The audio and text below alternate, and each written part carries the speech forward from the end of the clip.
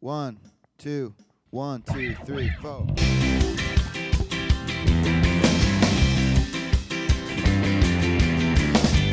Hey everybody, it's Sam Jacobs. Welcome to the Sales Hacker Podcast. We've got a great show today. We've got an interview with a friend of mine, a good friend, but also just a really incredible person with a distinctive approach to life, a really distinguished background. He served our country, or served the United States, maybe not be your country, but it's my country, in the armed forces, and just has a really interesting perspective on all of his life experiences. His name's Steven Broudy, and he runs sales at a great company called Bevy. And so it's a great conversation. Really, I would encourage you to listen because he talks about, some of the special operations work that he did in both Afghanistan and Iraq, and then moving into the sales world. And it's a very honest conversation. Really enjoyed it. Before we get there, we want to thank our sponsors. We've got two sponsors. The first is Conga. Business is run on documents. Conga is changing the way the world works by modernizing, streamlining, and automating your documents, contracts, and processes to make it easier to do business. See why Conga is the #1 paid app on the Salesforce App Exchange with a free trial or demo today. Go to www.conga.com. Our second sponsor is Outreach, the #1 sales engagement platform. Outreach specializes in revolutionizing customer engagement by moving away from siloed conversations to a streamlined and customer-centric journey. Leveraging the next generation of artificial intelligence, the platform allows sales reps to deliver consistent, relevant, and responsible communication for each prospect every time, enabling personalization at scale that was previously unthinkable. Check them out at www.outreach.io. Without further ado, let's listen to my interview with Steven Broudy. Hey everybody, it's Sam Jacobs. Welcome to the Sales Hacker Podcast. Today on the show, we are excited, honored, thrilled to have Steven Broudy. He is a friend of mine, but more importantly, he's also an incredible sales leader. Really, for me, he came to my attention when he was at MuleSoft, and now he's at Bevy, where he's vice president and head of sales. He's a longtime SaaS sales executive, and he's also an armed forces veteran and has served the country and has a lot to say about a lot of different things. And we're super excited to have him on the show. Steven, welcome to the show. Thank you. I'm honored and it's a privilege. And I've already gotten so much value out of your podcast and the community you built. So I'm really excited to be here. Well, we're excited to have you. So we like to start with the baseball card. We like to know who you are. So I said, vice president, head of sales. Tell us, what is Bevy? Yeah, and Bevy, spell it, because there's like a carbonated water company that is not you. I know it. The one great thing about COVID for us is, since there's basically no one in offices anymore, no one really is confusing with us, or very few people are confusing us with BEVI, the carbonated water machines. We are BEVY, Bevy.com. We power the virtual communities and customer marketing programs for companies like Salesforce, Slack, Atlassian, Asana. If you are a enterprise grade sort of best in breed community, we're probably powering it. I could share a little more, but I don't want to turn this into a Bevy advertisement. It can be whatever you want. This is your 30 to 35 minutes, Steven. We can talk about whatever you like. Okay, so Bevy, and how big is Bevy? How big is your team? Tell us about your role. Tell us about your, what do you do? Who do you manage? All that stuff. Yeah, we just completed our Series B led by Excel with Ryan Sweeney, who was, the guy who invested in Qualtrics, the guy who invested in Atlassian. So we were really excited about that. The company's rapidly grown. I think we're at like 50 people now. My team is, wow. As of the end of the month, it'll be 13. So there'll be 6 AEs, 3 SDRs. I have a head of revenue ops and effectiveness. We can talk about that later. I probably wouldn't have that person if not for you, Sam. So thank you. And wow. I have a sort of sales ops generalist, and we are hiring a sales strategy intern. So if you're a great, quantitatively minded person who's passionate about sales, come find me. Okay, we will. Tell us the story really quickly about what did I have to do with hiring your head of revenue ops? Well, I think this goes just to the idea of like, what's one of my biggest takeaways going from a very mature organization like MuleSoft, where we had just been acquired by Salesforce. I was running global business operations. Prior to that, we had IPO'd. And prior to that, we had really been in hypergrowth mode the entire time I had been there. going from that organization to running a Series A sales team where I showed up and it was one person, it was two AEs. One of my sort of non-starters was, unless we were willing to get rid of one of them, I wasn't going to come on board. Because I just felt like they weren't going to thrive in the type of environment we were trying to build. But one of the biggest takeaways for me was I really tried to like build the plane and fly it myself for entirely too long.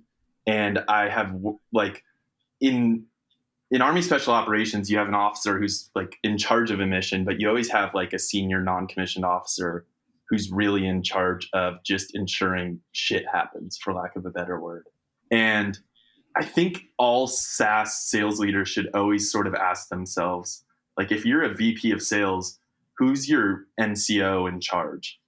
And who is that sort of left-hand woman or right-hand man, whatever you want to call them? And for me, I found I was getting an inch deep and a mile wide on entirely too many things.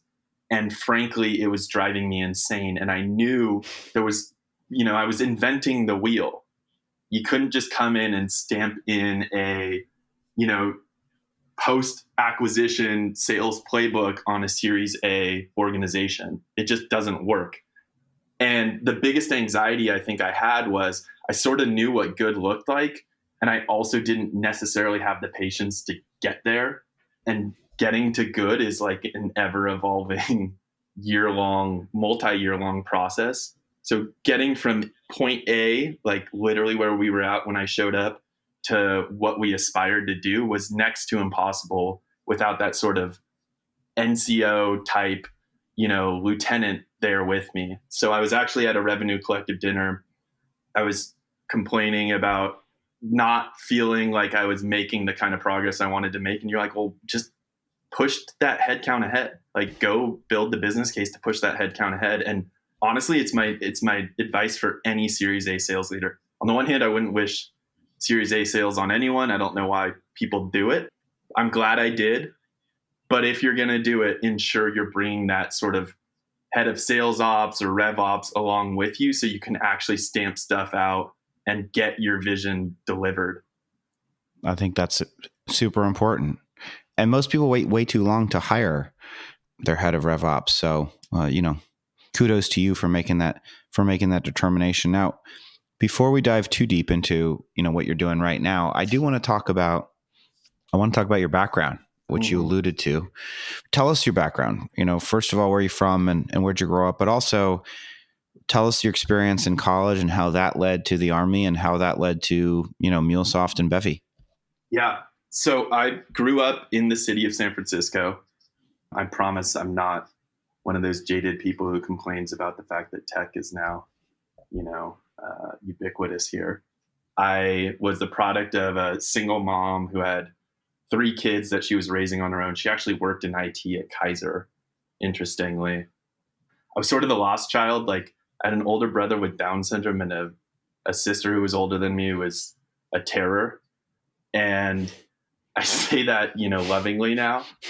And so let's hope she doesn't listen to this. Yeah, no, she knows she's a terror. And here's the thing, like, because of that, I was sort of just entrusted to go and find my own way.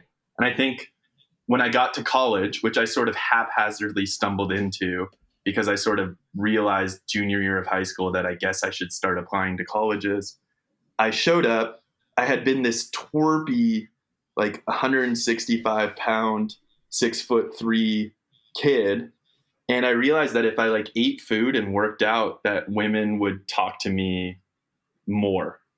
And so I started getting really into physical fitness.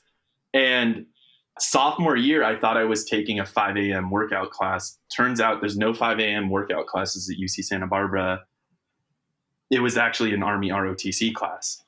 And I'm not like a huge... Are you serious that you didn't know you were going to an ROTC class? Literally no clue. It just... which sort of... So you were doing other things besides... There was other things happening besides just working out at UC Santa Barbara. Yes, plenty. It was much easier to get into at the time, as shown by me getting in. So anyhow, I show up. And here's the thing about ROTC at Santa Barbara. Like, I'll be totally honest. it's like 50% of the kids are not super impressive. 25% of them were like really top tier, like A player types. And what was interesting to me was like we were in the midst, this is like 2003, we were in the midst of the war in Afghanistan. It looks like, I think the war in Iraq had kicked off as well. And all of these kids, like literally like kids, knew that what they were going to be doing for the next 6 years of their lives. And they knew they were going to be going to war. And it just struck me that if I joined this program, I would have the opportunity to do the hardest thing possible. And the idea of I had no direction and I had no sort of input, and I just sort of stuck it out. And what ended up happening is the way the program like that, or a program like that, works is based on how well you do in the program, you get to like pick the branch of the Army you go into. So like, I want to be an aviator and fly helicopters, or I want to be a military police officer because I'm a sadist. So I take it you chose not to be an MP. Yes. And I actually branched infantry, which is what I wanted. And then they came back and said, hey, we've overslotted all the infantry slots this year. You're actually going to be a supply officer. And I was like, whoa. Back up the tape. Like, I just busted my ass for 4 years and like did everything you said I needed to do in order to get the branch of choice. And now you're going to make me a supply officer. And the two sort of NCOs, non-commissioned officers who were cadre in the program, pulled me aside and they're like, look, dude, like you could go do that and it's going to be a great sort of prestigious little career or whatever. Or you could do what you actually want to do and enlist. And there's a way to enlist, and you can get a contract to try out for Ranger Regiment, which is a special operations unit that does direct action raids. And you go through their selection, which is called the Ranger Indoctrination Program, or RIP. And if you get through that, you make it into the unit, and then you go and deploy. And if you don't fuck up, you can stay on board, and then you go and finish the pipeline. And when I told a lieutenant colonel who had been in the Army for 30 years that I didn't care about being an officer and was going to decline my commission, it didn't land well by any means. But I ended up doing it. They told me I had like 21 days to enlist, and I had to pay back, I had 7 days to enlist and had to pay back $21,000 in college, like scholarship money that they had given me. And luckily my enlistment bonus was like 40 grand. So right at like after taxes, it basically netted out to zero.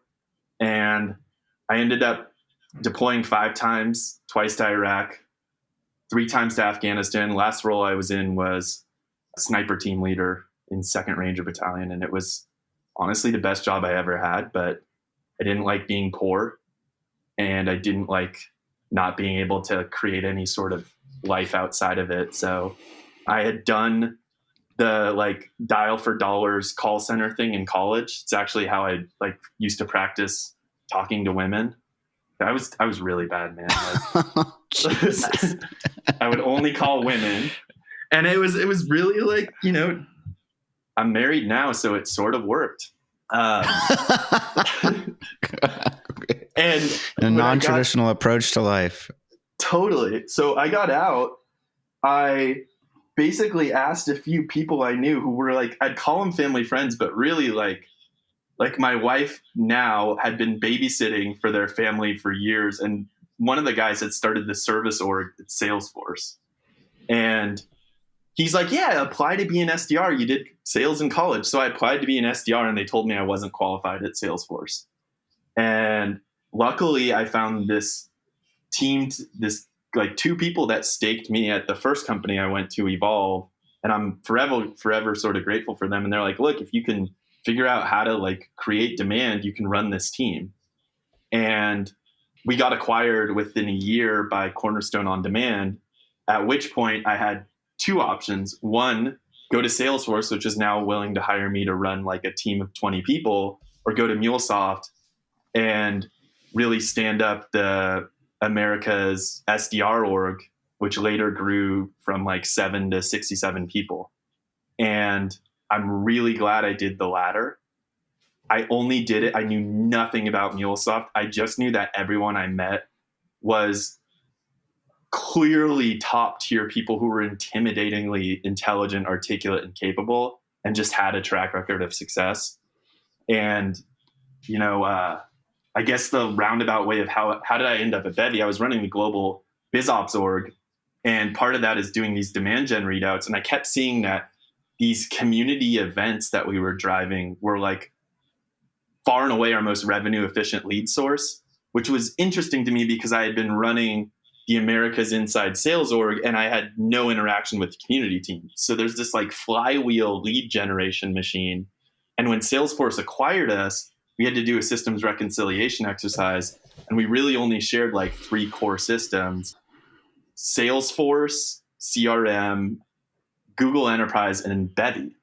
And that like was like my aha moment. And I'm really glad I came here, but it's a roundabout sort of story. And I probably took entirely too much time. You took as much time as was required to take. So you should be less self-conscious. You're a great guest and we love having you here. Thank you. So, can you tell I've got poor body image? You can do anyway. My question is, before we head into, your work at Bevy and a lot of your business theories, you mentioned it, multiple deployments to, some very dangerous places where I'm sure you saw some very bad things. Mm-hmm. How have you mentally I'm just interested in your kind of like psychological evolution. Are you just somebody, because you sound happy, you sound cheerful. And I know there are people that have come back from those situations that aren't in that place mentally. How have you thrived after being exposed to, to really difficult situations? Yeah, I think that's a totally fair question. And I really respect when people are just willing to ask me straight up. The truth is, it always sounds like I'm in denial when I say this, but I sleep great at night. And we did the things that you think you do in war, and we did it every night. And I think that's important to call out, because what really fucked with my head when I got back was that I felt like I was being told that I should be like really pained and anguished by the stuff I'd seen and done. And I felt like I was fucked up because I wasn't. And the fact that I slept great at night made me somehow like a psychopathic murderer, and I had society telling me I was supposed to be a wounded deer. And I think veterans who do what I did tend to get bucketed in one of those 2 buckets, the wounded deer, the psychopathic murderer. And the truth is probably closer to the psychopathic murderer side, kid, but like there is no like convenient bucket. What's important to understand is there's a selection bias, right? If you're going and you're doing like RIP, for us, I started with 360 people, 16 made it through. That sort of naturally dictates that you're going to have a certain psychological fortitude that most people don't have. And then on top of that, you layer on the fact that you're regularly assessed by, a psychologist. That the fact that I went to sniper section was actually a function of being voluntold that I had the like perfect sort of personality traits and attributes to be successful as like in that specialty platoon. And that's interesting because a lot of people really want to do that. I had never even looked down the scope of a sniper rifle even 3 years into range regiment because I just didn't care and it wasn't interesting to me. So, I think what I've sort of struggled with unbundling for people is the fact that you can go do this, you can be okay, and there's a lot of stuff you have to leave behind. Like you have to sort of relearn how to communicate effectively because you don't have the shared trust that you have with people who follow you into a room in someone's house in the middle of the night. But I'm really grateful, and I feel like those were some of the most positive experiences in my life, and in a lot of ways very spiritual. Like I'm not a religious person, but very spiritual, sort of being in touch with life and death and the sort of the immediacy of that. because I think in our believe you. society, like we're so far removed from that. Like COVID has been sort of people seeing that there's this deep, dark pit. Whereas I spent 5 years, rappelling down into it every night. That's an image. Wow. Yeah. I thank you for sharing that. I haven't been in that situation, but I can imagine. I know it's not the same thing, but what comes to mind is, did you see Free Solo? Mm-hmm. And how he's like, he feels more intensely alive in that moment, climbing up, El Capitan or any place where he doesn't have any ropes, because he knows that any false step is death. And so it's like the purest form of life in some way. And that I was struck by that as you were describing that situation. And then you were doing it with other people who implicitly, to your point, right? Like they're your brothers and sisters, and you have to trust them, and everything's on the line. Yeah. And there's this intense calm about it. People always wonder or ask, like, hey, was it scary? I think you're just so focused that fear gets pushed out. Like I can literally remember rounds skipping up at my feet as like we had walked into this terrible ambush. The guy next to me had just had his traps blown out. I thought he was dead. And I remember thinking like, man, I'm going to die. And then I was like, I'm going to get shot in the dick. And I literally put my rifle between my legs because I could still aim with the laser that I had on it. But I was like, that was like where my head actually went. And then it was like, well, fuck this guy. Like he's trying to kill me. Like, no. And never like, it was like that level of calm. And I think there is an analog in sales.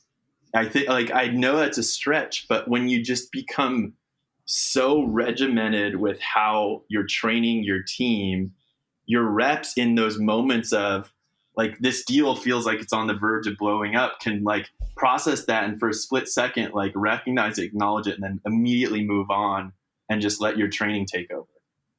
Yeah. And it's well, thanks for making that transition to sales. Yeah, I was trying to help you out there. No, you don't have to. I mean, I'm here for the interesting conversation. I don't really give a shit what we talk about. Yeah, totally. All right. Well, more to talk there. I guess over a beer next time I see you in person. Yeah. I do really appreciate you sharing all of that. It's intense. It's just a different way of existing. But so you're I want to talk about something that you're super passionate about, which is hiring, and some of your ideas there get total transition from life and death situation in the middle of some hotspot somewhere in the world. But nevertheless, we persist and we have to endure, and we have to talk about sales stuff. I think it's actually a really easy sort of connection to make, because if you think about building any amazing team, your assessment and selection process is so critical to ensuring you have the best people on board. And the truth is, like, if you're systematic about it, you can identify the best talent possible. The reason Ranger Regiment is Ranger Regiment, the reason the SEAL teams are the SEAL teams, the reason Special Forces are Special Forces is because their assessment and selection process it's very systematic in identifying the right people, and it's constantly calibrated and refined to ensure that those are the only people who make it through the process. So to your point, I think like hiring in SaaS sales, if you have some big audacious number to hit, if you have some massive TAM to go and capture, like you need to ensure you're bringing on board the best people possible. And that lesson was completely front and center at MuleSoft. What do you think the biggest mistakes people make are when hiring, and what do you think it is about your process that fixes those mistakes? Yeah, the biggest mistakes is most companies over-rotate on general interviewing versus structured interviewing. Most companies totally over-rotate on candidate-provided references versus back channels.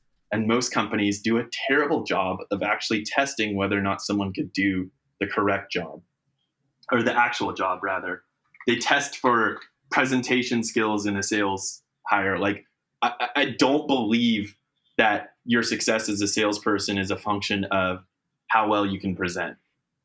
I think your success is a lot more heavily weighted on something like, are you actually coachable?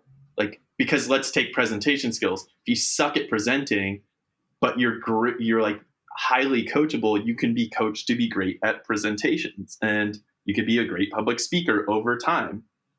Now, I'm not saying you want to hire someone who sucks at presenting, but the whole point is, are you testing for coachability? Like, are you stopping, pausing, giving feedback, forcing someone in an interview process to come back, internalize and execute on that feedback? Or are you testing for their ability to present some bullshit account plan to you? Well, I hear what you're saying. So let's take coachability. I mean, first of all, that was super helpful. So structured interviews, we've got a few more minutes, and give me a great example of your favorite type of structured interview, how it goes, what questions you ask, and what responses you're looking for. Yeah. So first, like, a structured interview means you have to be consistent. You have to have calibrated sets of questions that are unique to each interview. And those questions have to suss out the specific traits and attributes of someone that has been proven to be successful in this role. So the first step is to go and collect the data on what makes someone successful in role. The second is to figure out, like, what are the questions that actually get to the bottom of sussing out whether or not they have those specific traits and attributes. And the third step is actually dividing those questions up across a sort of cohort of interviewees, or interviewers rather, and ensuring that you have calibrated those questions. Like, I need to know what good looks like in a question. So I'll give an example. One of my favorite interview questions is trying to suss out whether or not someone is sort of gritty, growth oriented, has some degree of self-awareness. So I'll ask something to the effect of, tell me a time you were set up for failure. And what's interesting is, almost without fail, like, a great individual I see who tends to take responsibility versus externalize blame will say something to the effect of, well, it's kind of hard because I can't think of a time I was set up for failure, but one time I failed was, and here's what I did about it, and here's the impact. Like, that's what you're looking for, but you need to make sure that's documented and it's understood, and you've actually trained people on how to interview. It's shocking how few people actually know how to interview well.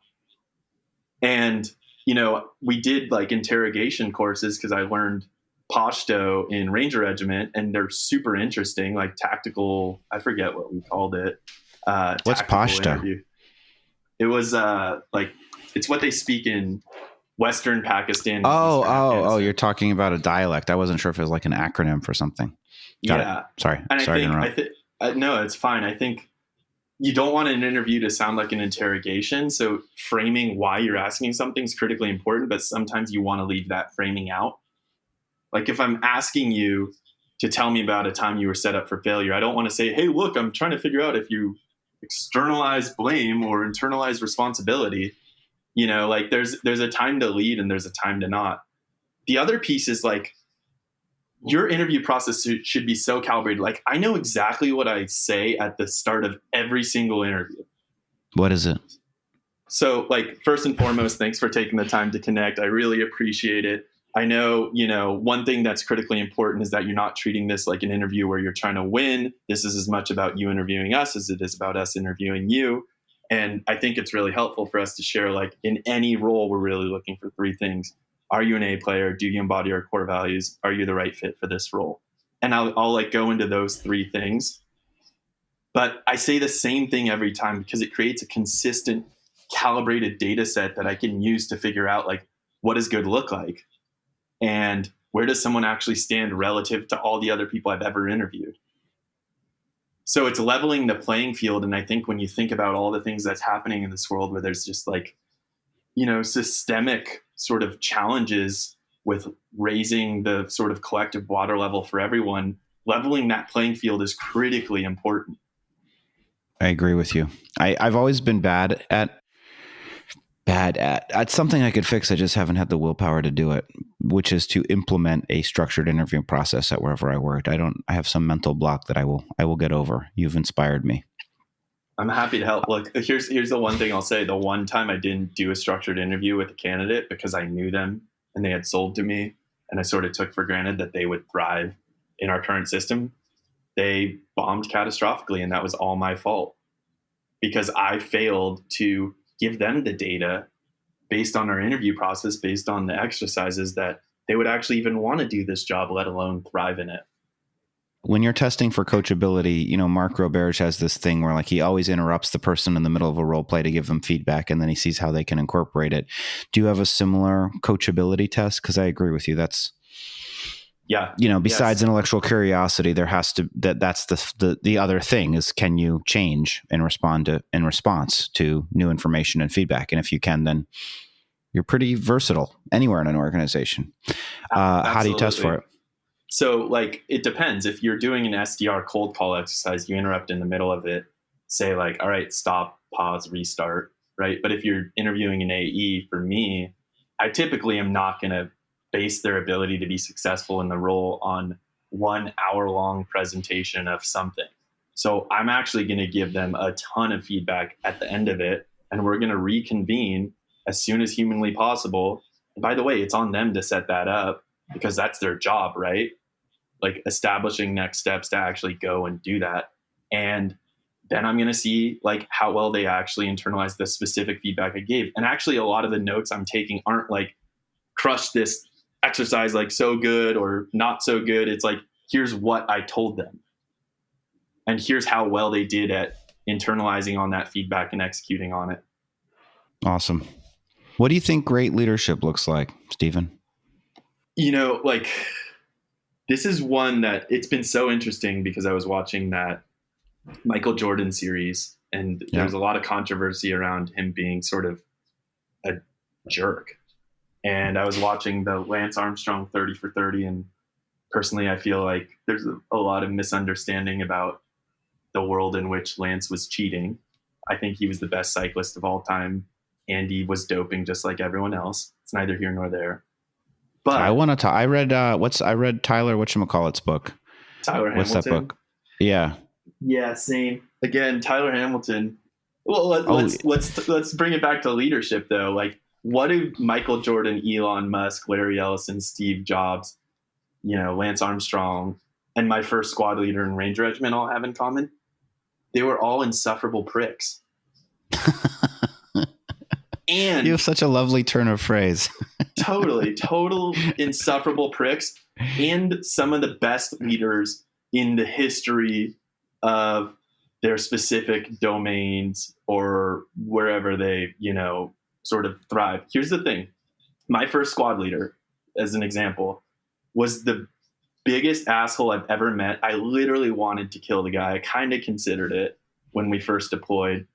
He was like, hearing Michael Jordan, you know, described as this guy who would like punch people in practice, like he's that kind of guy. You took a wrong turn in a shoot house and you were getting thrown against the wall.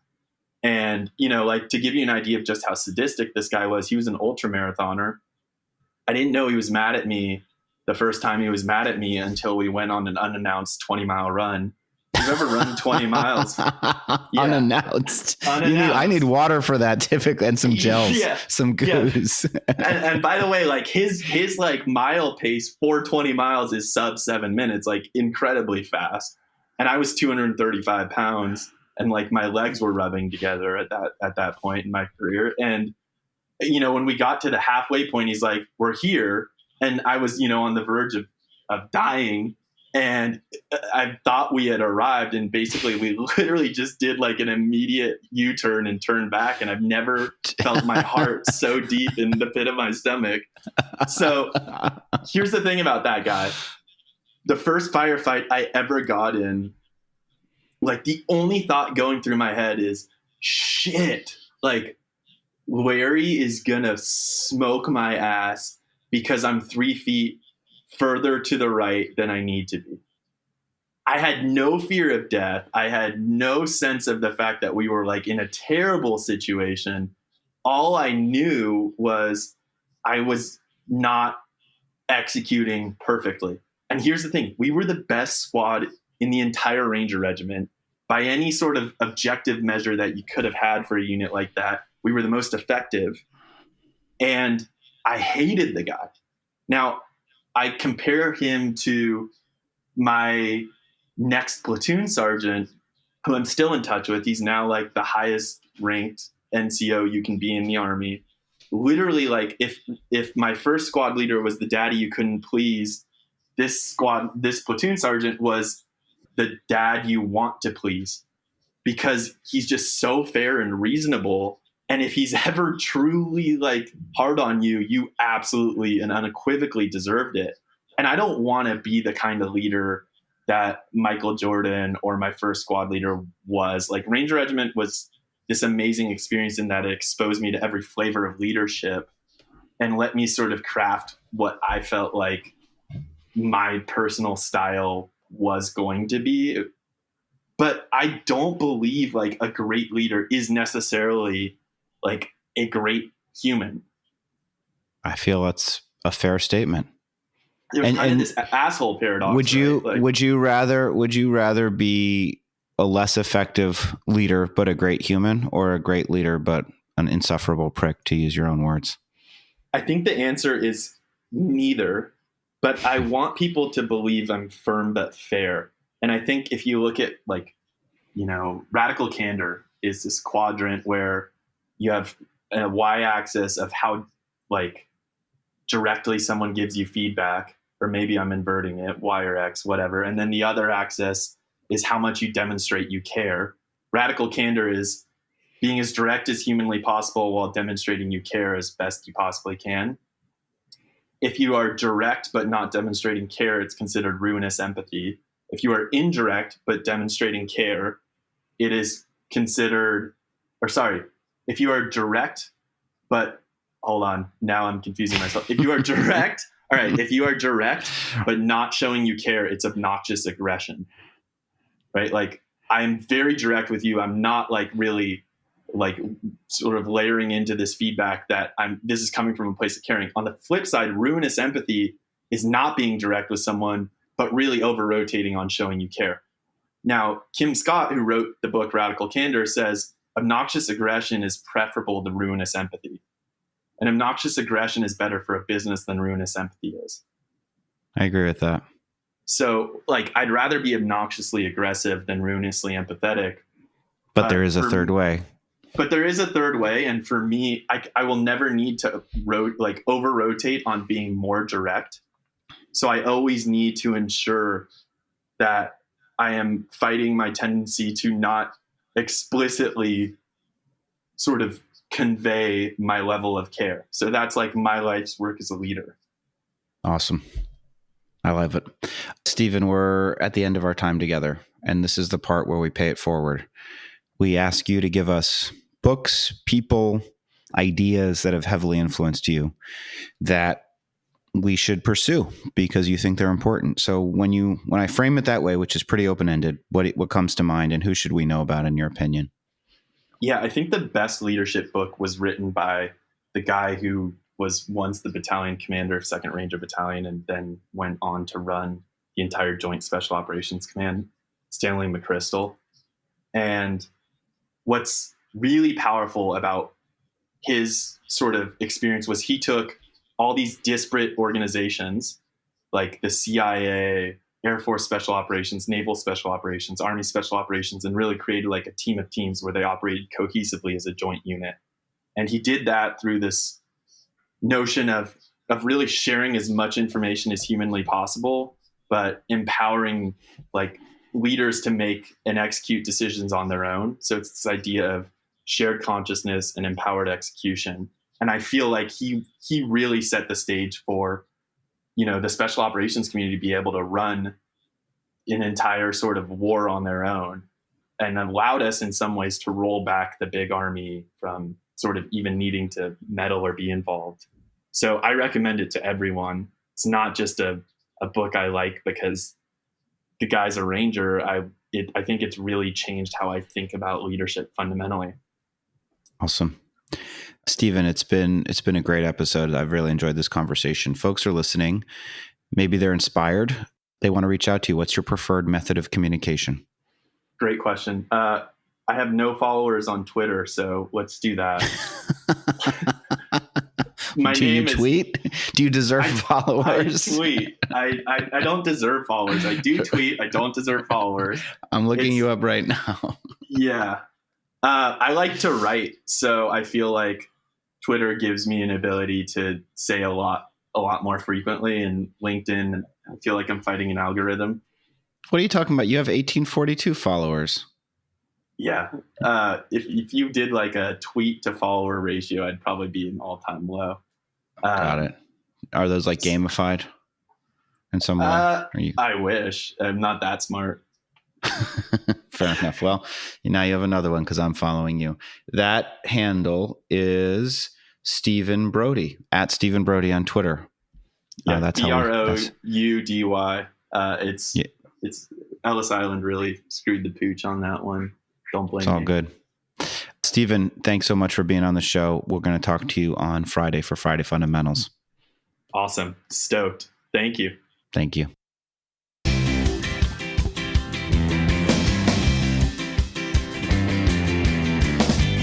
Hey everybody, it's Sam Jacobs. What a fantastic interview with Steven Broudy. Just a really interesting person, a really interesting leader, and I really enjoyed our conversation. I enjoyed our conversation talking about his experience in the armed services and the armed forces. I enjoyed our conversation, especially when it comes to sales, if we're talking about sales, and this is something that I mentioned in the interview that I've never done very well, which is I'm just really not, I don't know why. There's a mental block when it comes to interviewing consistently according to a set process, defining the attributes, all of the things that you need to do in order to systematically build a great sales team. It's something that I have just not done very well in my career. And so even after this podcast, I had Steven send me his whole process over email because I'm going to be using it at Revenue Collective. So I just really enjoyed that conversation, and also just the idea of like, what is leadership? What does great leadership look like? And how do you ensure that you're always the right person for the job? I just think, and he's doing, Bevy is a really cool company. He's doing great work. And so I just really enjoyed that conversation. I hope you did too. If you want to, I'd love for you to buy some things from our sponsors. Our sponsors are Conga, and I want to tell you about them really quickly, which means I have to pull up the Google document with their ad copy. But that doesn't mean anything about my belief in Conga, the fact that I have not memorized this ad copy. It just means that sometimes I open up a Google Doc and then I close it. So anyway, that was an ad for Google. But thanks to Conga, the leading solution to accelerate the documents and processes driving your business. Find out more at conga.com. Of course, we want to thank Outreach.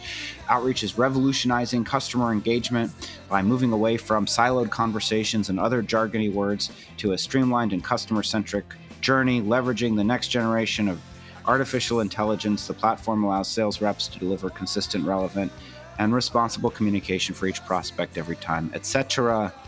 Check them out at www.outreach.io. If you want to reach out to me, you can. LinkedIn.com/in/Sam F. Jacobs. As of today, there are over 500 connection requests in my LinkedIn inbox. I have a resolution to go through them over the next couple of days. But otherwise, if you want to get me quicker, put an interesting subject line and email me at sam@revenuecollective.com. Otherwise, I'm going to talk to you next time.